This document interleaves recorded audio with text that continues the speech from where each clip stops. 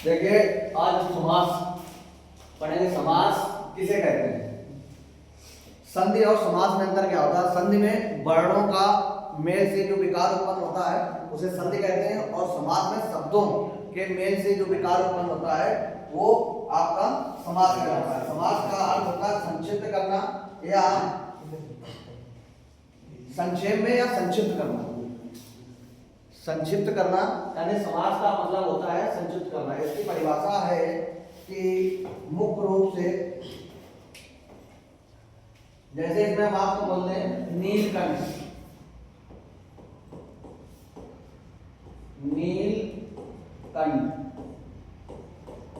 नीला है कंठ जिसका, नीला है कंठ जिसका,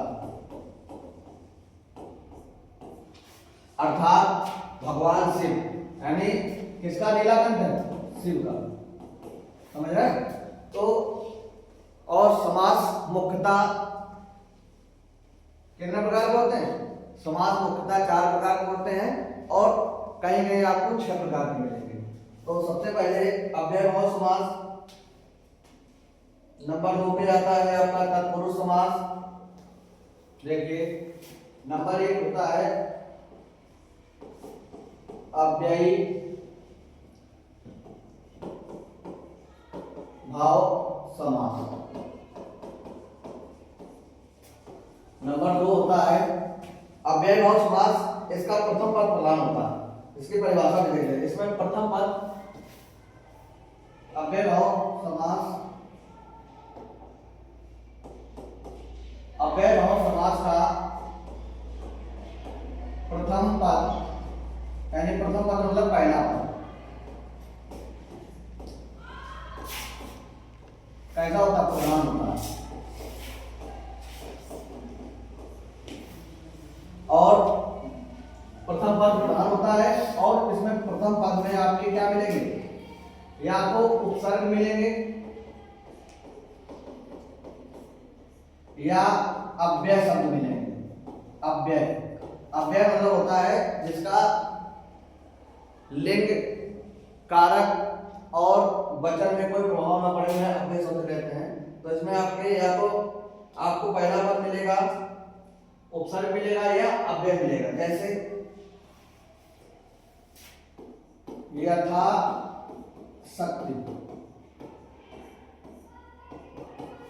यथा शक्ति का मतलब होगा सत्य के अनुसार। इसके बाद आता है, अब देखिए इसमें अव्यय भाव समास में प्रथम पद, और इसमें और एक ये होता है कि अव्यय भाव समास वो होता है जिसमें शब्दों का रिपीटेशन हो, या तो इसमें शब्द एक ही शब्द 2 बार आएगा, एक ही शब्द 2 बार आएगा। जैसे घर घर आ जाए, ठीक, तो वहां पे अव्यय भाव समास होगा। अब बात करते हैं तत्पुरुष समास की। देखिए तत्पुरुष समास में क्या होता है? इसका द्वितीय पद प्रधान होता है। तत्पुरुष समास का दूसरा पद प्रधान होता है, ठीक है।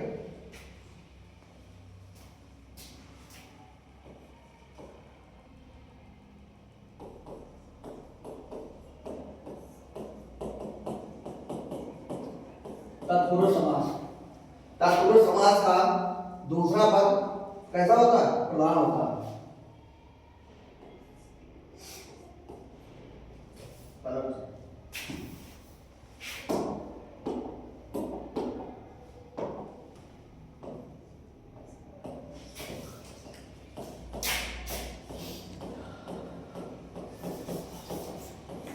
तत्पुरुष समास का तत्पुरुष समास में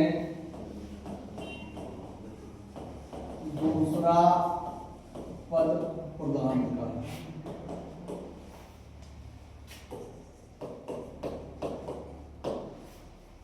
इसमें तत्पुरुष समास में दूसरा पद प्रधान होता है, लेकिन इसमें आपके कारक चिन्ह यानी विभक्तियों का प्रयोग होता है। तत्पुरुष समास में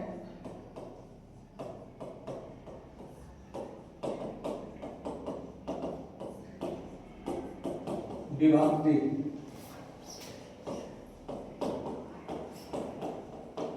विभक्तियों का प्रयोग होता है।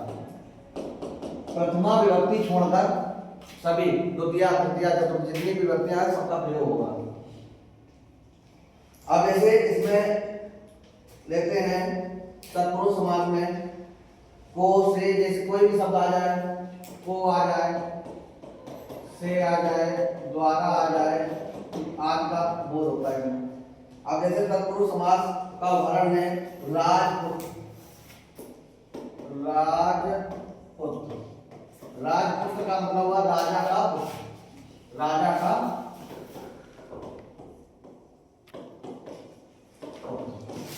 ठीक।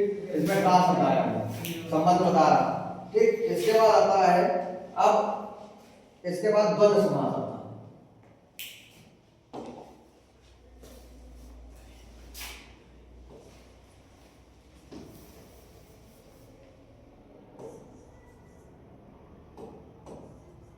द्वंद्व समास,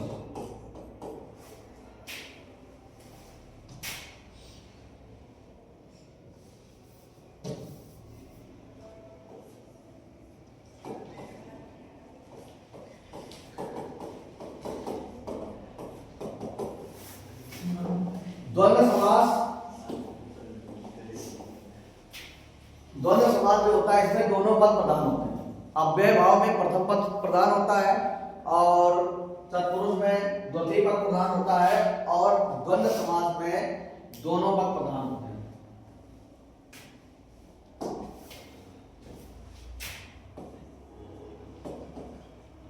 द्वंद्व समास में दोनों पद प्रधान होते हैं। जैसे और दोनों पद प्रधान होंगे, या तो इसमें विलोम शब्द मिलेगा, जैसे माता और पिता, है ना, माता और पिता, ठीक, भाई बहन, ठीक, लाभ हानि, जीवन मरण, एक टाइप के जो होंगे। तो वो जैसे अब हम बात करते हैं कि द्वंद्व समास में, द्वंद्व समास में विपरीत या विलोम, विपरीत या विलोम शब्द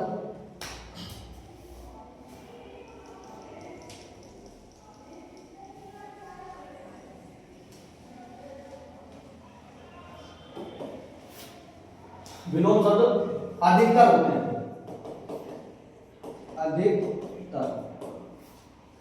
और देखिए ये योजक, योजक चिन्ह से जुड़े रहते हैं। योजक चिन्ह होता कैसा, ये जैसे माता पिता, माता पिता, जैसे दिन रात, ठीक। ये आपके द्वंद्व समास हो गया। अब बात करेंगे द्वंद्व समास के बाद। देखिए एक बार इनको तीनों को फिर दोबारा देखते हैं।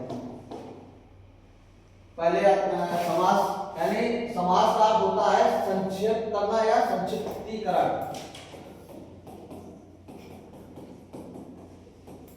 संक्षिप्तीकरण, समझ गए। जैसे नीलकंठ, नीला है कंठ जिसका, अर्थात भगवान शिव। तो समास जो होते हैं ये 6 प्रकार के या 4 प्रकार, मुख्यतः में समास 4 प्रकार के होते हैं और इनके पार्ट 6 होते हैं। तो सबसे पहले अव्ययभाव समास, यानी अव्ययभाव समास किसे कहते हैं, जिसका प्रथम पद प्रधान हो, या तो इसके प्रथम पद में उपसर्ग मिलेगा, अव्यय मिलेगा, एक ही शब्द 2 बार रिपीट होगा, तब वहां अव्ययभाव समास हो जाए, जैसे यथाशक्ति, शक्ति के अनुसार। दूसरा तत्पुरुष समास, तत्पुरुष समास में दूसरा पद प्रधान होता है। तत्पुरुष समास में विभक्ति का प्रयोग होता है, जैसे को से, द्वारा, संबंध के लिए, ताकि में पर भी मिल सकता है, जैसे राजपुत्र, राजा का पुत्र, ठीक। अभी इसके कई उदाहरण करेंगे आगे चलिए। द्वंद्व समास, द्वंद्व समास में दो पद प्रधान होते हैं। द्वंद्व समास में विपरीत शब्द यानी द्वंद्व समास में दोनों पद प्रधान मिलते हैं और द्वंद्व समास में विपरीत यानी विलोम शब्द, अधिकतर विलोम शब्द मिलते हैं, समान शब्द मिलेंगे, योजक चिन्ह से जुड़े होते हैं। ये योजक चिन्ह से जुड़े होते हैं, जैसे माता, पिता, दिन और रात, ये चिन्ह योजक चिन्ह कहलाता है। ठीक, इसके बाद आगे अब हम चौथा समास पढ़ेंगे, कल बहुब्रीहि समास।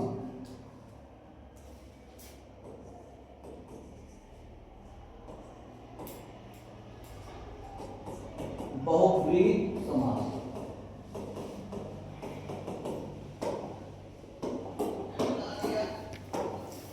बहुब्रीहि समास होता है दोनों पद मिलकर किसी तीसरे का अर्थ बताते हैं। बहुब्रीहि समास में क्या होता है कि दोनों पद मिलकर किसी तीसरे का अर्थ बताएंगे।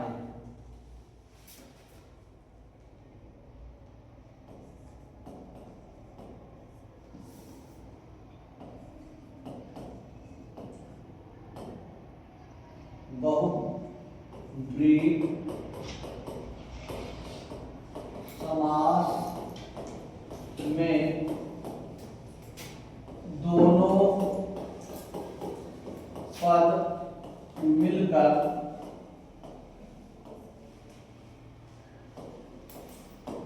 किसी तीसरे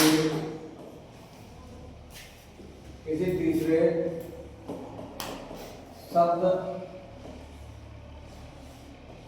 का निर्माण करते हैं, तीसरे मिलकर तीसरे शब्द को बनाते हैं। बहुब्रीहि समास यानी दोनों पद होते हैं, इसमें अधिकतर इस समास में अधिकतर भगवान, अधिकतर देवी या देवताओं के बारे में मिलता है। देखिए, जैसे अभी हमने आपको उदाहरण दिया था लंबोदर, जैसे हम आपको बता दें लंबोदर, लंबोदर का मतलब क्या होता है? लंबोदर का मतलब होता है कि लंबा है उधर, लंबा है उधर जिसका, किसका लंबा उधर है? गणेश का, यानी भगवान गणेश। तो इसमें लंबोदर शब्द जो लंबा एक शब्द हो गया, उधर उधर यानी पेट होता है। ठीक है, लंबा पेट जिसका है और वो कौन कहलाता है? गणेश। तो ये बहुब्रीहि इसमें, जैसे पीतांबर पीला है, वस्त्र यानी पीला है जिसका वस्त्र, वो भगवान कृष्ण कहलाते हैं। ठीक है, अब आता है कर्मधारय समास और द्विगु समास। कर्मधारय और द्विगु, देखिए अगला आता है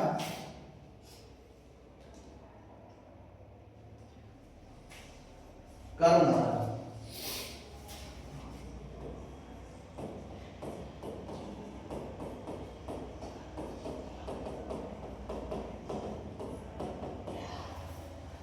कर्मधारय समास ये तत्पुरुष का ही भाग होता है। कर्मधारय समास जो है ये तत्पुरुष का ही भाग होता है। कर्मधारय और द्विगु समास ये आपके किसके भाग होते हैं? तत्पुरुष समास के। तो इसका इसलिए प्रथम पद समास है, इसका भी यानी कर्मधारय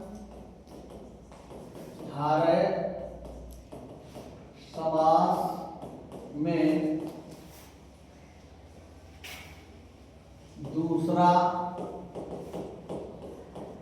पद प्रधान होता है, दूसरा पद प्रधान होता है और इसमें एक पद विशेषण और एक विशेष होता है। इसमें एक पद विशेषण और एक विशेष होता है।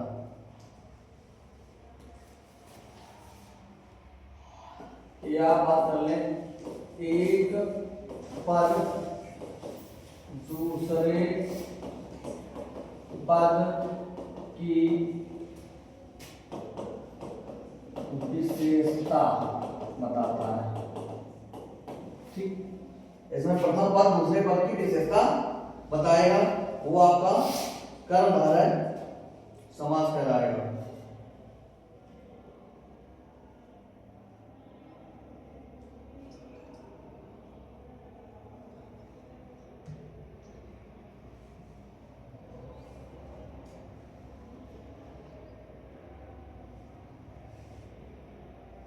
देखिए इसमें क्या होता है, विशेष और विशेषण, यानी विशेषण और विशेष की बात होती है। तो विशेषण क्या होता है, विशेषण जो होता है किसी संज्ञा की विशेषता बताता है, और विशेष क्या होता है, जो विशेषण की विशेषता बताता है वो विशेष कहलाता है।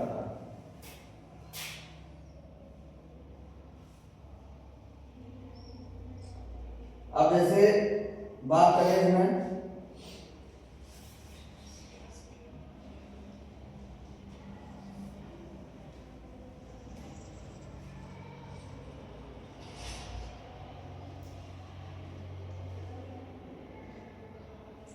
नील कमल, नील कमल, तो ये नील कमल मतलब होता है नीला कमल।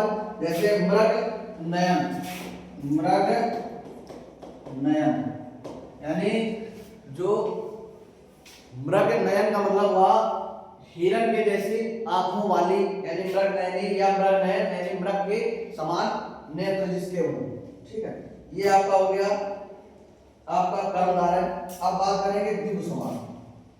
देखिए द्विगु समास,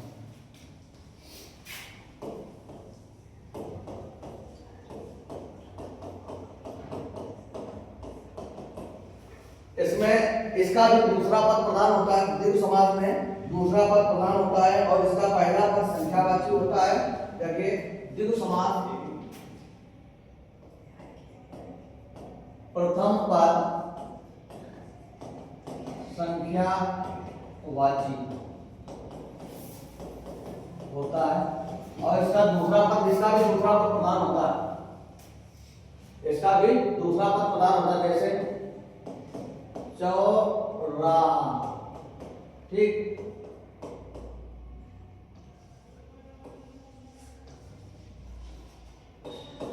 त्रिनेत्र, चौराहा त्रिनेत्र, ठीक। इसके बाद आपका आ जाता है तिरंगा, ये आपके हो गए द्विगु समास के उदाहरण। अब एक बार इनको दोबारा से रिपीट करते हैं। देखिए समास, समास का अर्थ होता है संक्षेप में लिखना या संक्षिप्तीकरण करना। समास मुख्यतः 4 प्रकार के बताए हैं। पहला यानी पहला समास अव्ययभाव समास। अव्ययभाव समास का प्रथम पद प्रधान होता है और और इसमें पहला पद प्रधान होता है, जैसे यथाशक्ति, ठीक है। तो यहाँ पे पहला पद प्रधान मिलेगा, या तो पहला पद उपसर्ग होगा या तो फिर आपका अव्यय शब्द मिलेंगे। दूसरा आता है तत्पुरुष समास। तत्पुरुष समास आपका, तत्पुरुष समास में दूसरा पद प्रधान होता है और इसमें विभक्तियां मिलती हैं। प्रथम विभक्ति को छोड़कर सभी विभक्तियों का प्रयोग होता है, जैसे राजपुत्र, राजा का पुत्र। इसके बाद आता है आपका द्वंद्व समास। द्वंद्व समास में दोनों पद प्रधान होते हैं। द्वंद्व समास में विलोम शब्द जैसे माता पिता, दिन और रात, ये आपके शब्द मिलेंगे और योजक चिन्ह का प्रयोग होगा। इसके बाद आप बात करेंगे हम बहुब्रीहि समास। बहुब्रीहि समास में तीसरा पद प्रधान होता है। बहुब्रीहि समास में तीसरा पद प्रधान होता है और इसमें तीसरे की बात की जाएगी, दोनों पदों को छोड़कर तीसरे की बात की जाएगी, जैसे लंबोदर, लंबा है उदर जिसका। इसके बाद हम बात करेंगे कर्मधारय पद। कर्मधारय समास में दूसरा पद प्रधान होता है। यह एक दूसरे की विशेषता बताते हैं, विशेषण या विशेष शब्द मिलेंगे, जैसे नील कमल, या प्रगणन। अगला आता है द्विगु समास। प्रथम पद संख्यावाची होते हैं, चौराहा, त्रिनेत्र और तिरंगा। जैसे इसमें पहला शब्द है चौराहा, 4 राहों का समूह, त्रिनेत्र 3 आंखों वाला, तिरंगा 3 रंगों वाला। ठीक, ये आपके द्विगु समास के उदाहरण हो गए। अब अगले नेक्स्ट वीडियो में हम आपको इनकी ट्रिक के साथ उपस्थित होंगे। धन्यवाद।